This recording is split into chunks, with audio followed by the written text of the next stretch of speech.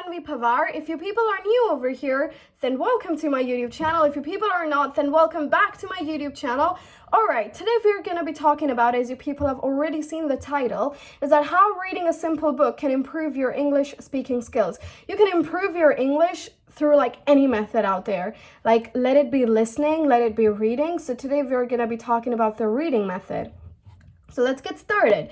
Now, first thing what you people have to make sure is that when you pick up a book, please do not start with an academic book or a book which has a lot of complex vocabulary or a lot of complex word or complex and difficult sentence structure. Why? Because we people get to start from the basics. If your foundation's great, if your basics are great, then you can pick up any complex book you want. Then you can pick up the most difficult English book in the world to the most easiest one. But what I'm going to suggest right now is that you start with a book that does not have too much complex words and too much complex vocabularies, because right now we're talking about how to speak in English properly. For example, you can pick up kids novels. First kiddie novel that I read when I was 8 years of age, I read Danny the Champion of the World, and I still remember when I was 8, I read that book until like 2:30 a.m. in the morning, and my dad was literally snatching that book out of my hand, and all he was saying was, yeah, never read your academic book, read all of this stupid crap. Because that was a novel. So what I'm saying is that if your people are going to pick up a complex book, for example, The Penguin History of the World, or if you're going to pick up books like The City of the Yellow Devil, with all of those complex sentence structures and everything, that is going to be a lot of work for y'all. So we all can start with a simple book. For example, this book over here, The Alchemist. One of the greatest book of all time. Well, for me it is. It has this great fictional story. So what happens is when you start reading a simple book like The Alchemist, or when you start reading like Danny the Champion of the World. So first of all, let's talk about the benefits of reading a simple book daily.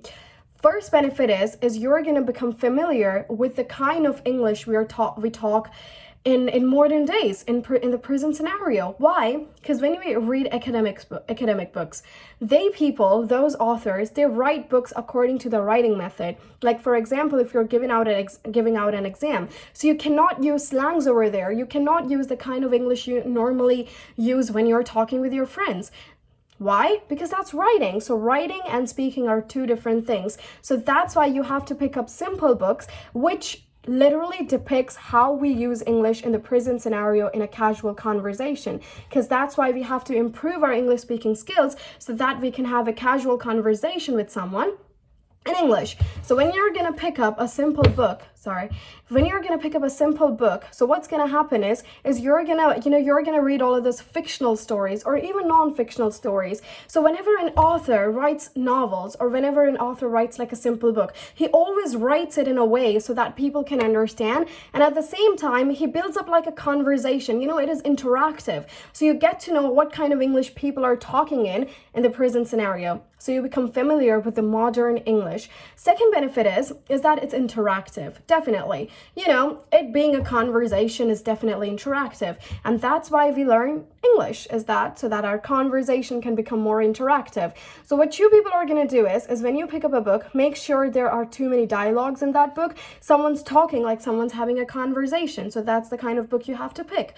Somebody's having a conversation, because these authors, they have like a great plot, great drama, fictional characters, non-fictional characters, everything. So all of these drama plots, they have their own little story going on, and that little story is pretty interactive. And that's why these books of stories, fiction, drama, all of these attracts us. Why? There's a story, there's a conversation, this is something we can relate to.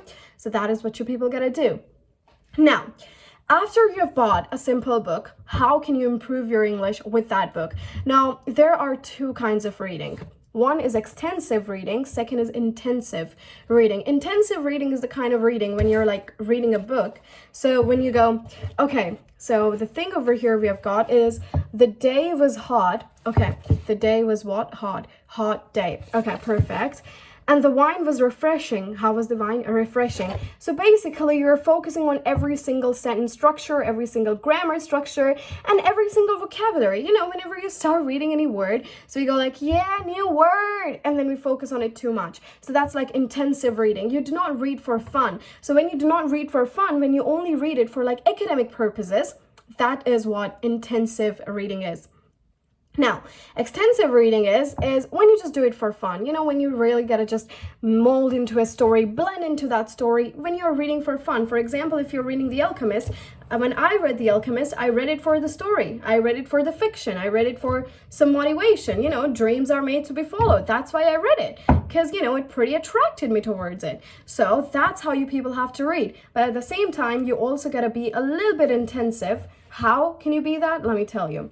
Now, what you're gonna do, first thing, when you start reading a book, of course, you come up with some new words, you encounter some new words, definitely. So whenever you encounter a new word or a new vocabulary or a new synonym of anything, so you're gonna underline it.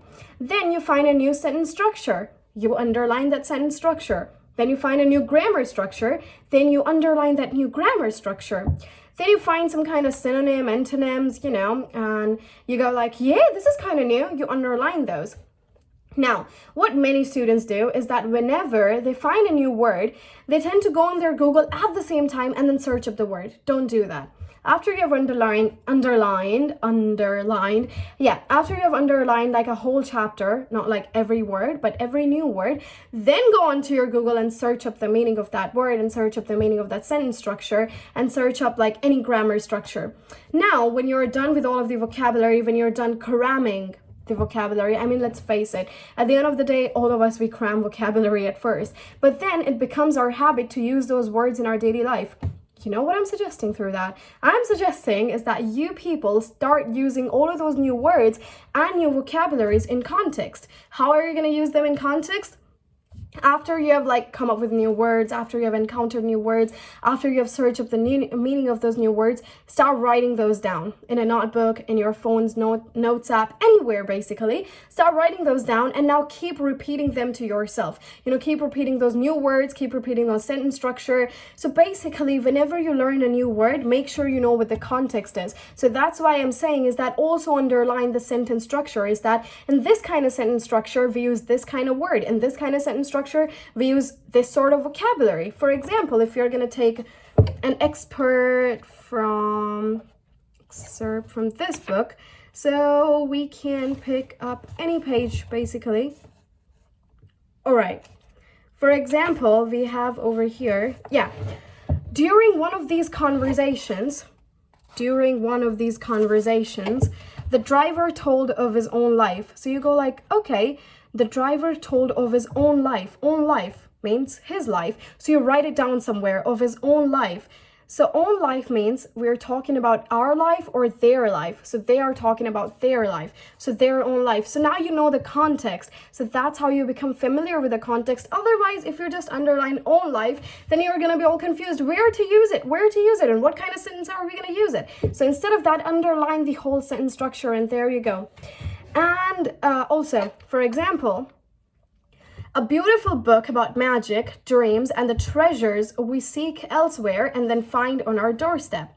So it's a beautiful book about magic, dreams, and the treasures we seek. So for example, the word is seek. So what is seek? You go on your Google, you search the meaning. Seek means search. So we seek elsewhere. What is elsewhere? Anywhere else. So anywhere else is what? Elsewhere. So seek elsewhere. So that's how you can use two different words in one sentence, or you can also use them separately. So make sure you look at the words before the new word and at the words after the new word, and that's how you become familiar with all of those words. So what you people are going to do is that first of all, you have to pick up a simple book, a book that basically interests you, a book that has a conversation, and at the same time, a book that has like, you know, a great kind of fictional story, which literally interests you too much. And you go like, oh, this seems interesting. You know, something you're going to read for fun, not something you're going to read to improve your English, but something you can read for fun, something you can just read for like, yeah, great story. That's why I'm reading it. After reading that book, what you're going to do is you're going to become familiar with the modern English and the kind of English we use in the prison scenario.